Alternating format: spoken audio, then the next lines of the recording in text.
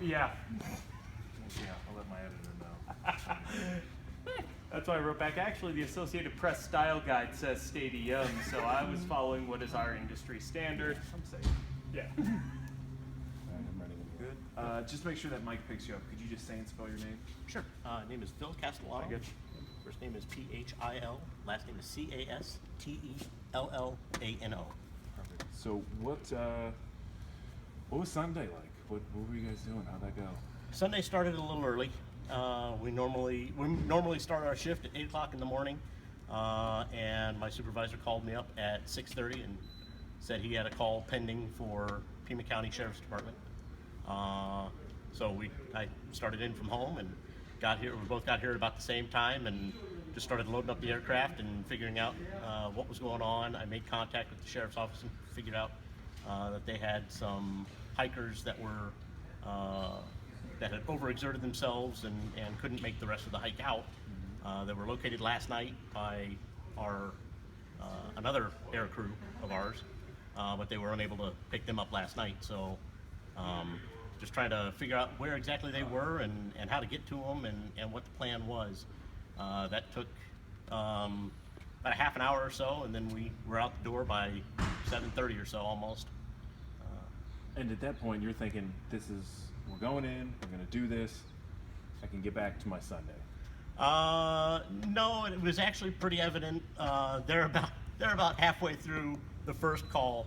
It was Sunday. It's good weather. I've been doing this for a while. I know that there's a lot of people up in the mountains. A lot of people hiking, going to the Seven Falls, Romero Pools, and enjoying the outdoors. So I was figuring it was probably going to be busy. Didn't know that it was going to be that busy as it was on Sunday. But just flying up to the scene, we were seeing people everywhere, so we knew it was going to be a busy day. Spring break. Yeah. Yeah. What, from what you've seen, is it more of the falls and the accidents, or is it just simple preventable things like, sun sickness, dehydration? It's a little mix of both. Yeah. There is a lot of, for lack of a better term, unpreparedness. People go out, they think they're only going to be hiking for an hour or two. They bring a bottle of water with them, and it turns into 6, 7, 8 hours later. Now they're lost, out of their water. Other times, yeah, accidents happen. Somebody slips, falls, breaks a leg, and that's what we're here for.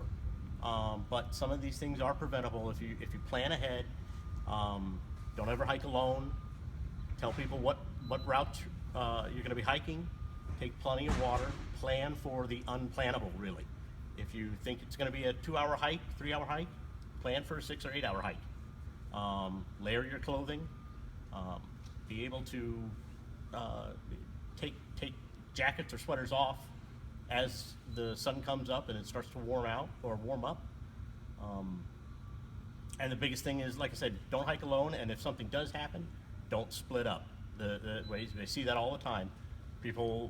One person gets hurt and 2 or 3 others go look for help. Well, we found those 2 others easily, but now I can't find the one that is hurt. If everybody stayed together, we'd probably be able to find them a little bit faster. And when you do find them, what sort of reactions are you getting from these people? Because I got to think, if I'm out there, pride's going to tell me wait till that last minute to call in for help. Yeah, well, everybody that we've rescued is undoubtedly grateful. They are happy to be out of the position that they're in. Nobody plans for it. Nobody plans to be in that position. But when we can come in and rescue them, either by landing next to them and picking them up, or what we did in Sunday's case was shore haul them out. They, like I say, they are very grateful, happy to be back with their families, or on their way home, or on their way to the hospital. In some cases. So. With kind of on average, how often is it that you're going out and someone, actually injured, turned an ankle, sprained a knee kind of thing, and how much of it is he or lack of water related? It's hard to put a numerical value on it. Other than to say it's probably 50-50. There are just as many cases as people actually getting hurt as there are people not really planning ahead for their hike and getting overtaxed, overextending themselves. So it's really on any given day, we pull just as many people out of the same kind of predicaments. So, and these are rescues that we've been doing for the last 30 years. Nothing has really changed. We're pulling the same kind of people out, people who are dehydrated, not used to the heat, as well as people who are injured. When you say dehydrate, I mean, what are the trouble signs? What do people need to think of and say, uh-oh, okay, I need to stop and call for help? Yeah, you need about a gallon of water per person for these hikes. So, some of the things to look for are, just feeling lethargic during your hike.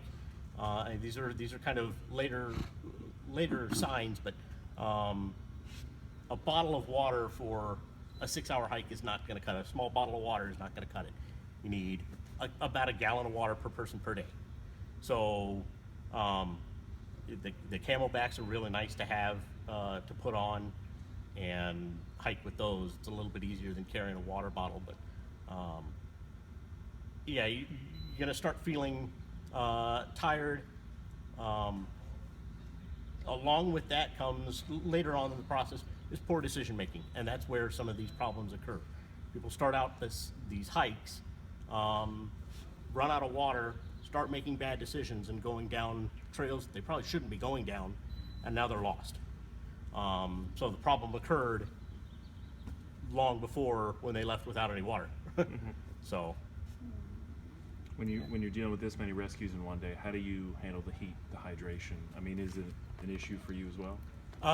Sure it is. When we're up here in this aircraft, just the way the aircraft is designed, it kind of magnifies the sunlight. So we're sitting in here, and we're cooking in here while we're doing these rescues. We stay hydrated just as much as we can, constantly drinking water. Deplete water very quickly out here in the heat, especially when the temperature gets upwards of 110, 115 degrees. You're sweating out all your fluids. So yeah, we're constantly rehydrating ourselves during these rescues. So what are the typical duties during a rescue? What's one person doing? What's the other person doing? So crew management or crew resource management is a big factor in all of our rescues. From the time we get the call to the time we locate the individual and effect a rescue, the crew, the pilot and the paramedic are constantly talking to each other, coming up with a plan, maybe revising that plan, or sticking to it. Either way, we're always communicating with ourselves and with the search crews on the ground, be it the Pima County Sheriff's Office or the Southern Arizona Rescue Association. We work with them all the time. We train with them all the time. But during a rescue, there are constantly plans being made, revised, and so like I said, we're constantly talking to each other. Great. You guys have any questions? All right. All right. I can need a shot of